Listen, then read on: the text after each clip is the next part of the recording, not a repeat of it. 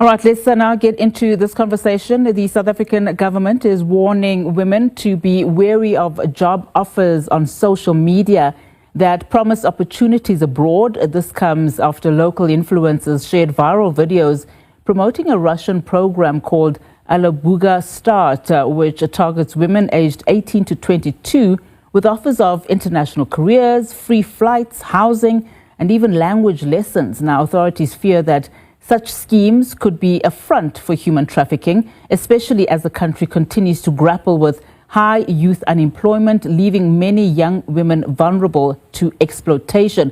So joining us now to unpack the risks, the red flags, and most importantly, the solutions to protect young women from falling prey to traffickers is the whip of the Portfolio Committee on Women, Youth and Persons with Disabilities, Megan Chauke Adonis, founder of the Cheryl Zondi Foundation, Cheryl Zondi, and director of Wise for Africa advocate Brenda Madumise Pajibo. Thank you so much to you ladies for joining us and for your time this afternoon.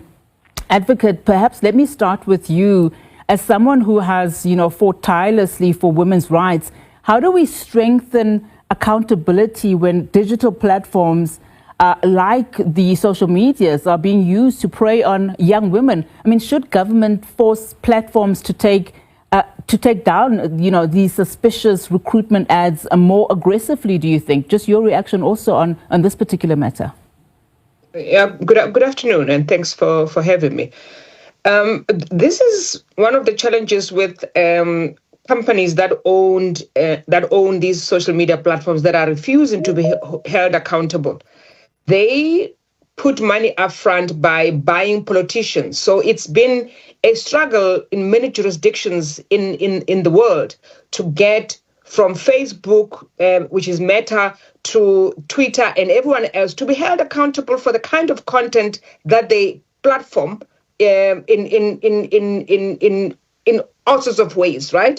And they're not being held accountable because of the kind of money that they put in politics, right? And 2 years ago, when we went to the UN meeting on women, we dealt with this issue to try and ensure that South African government has got jurisdiction on companies like Meta and Twitter and the rest, so that once there is content that is against the law or even against our law, which is in cybercrime, that you can take action against that company for failure to act, right? And that's very important, because if we don't hold them accountable,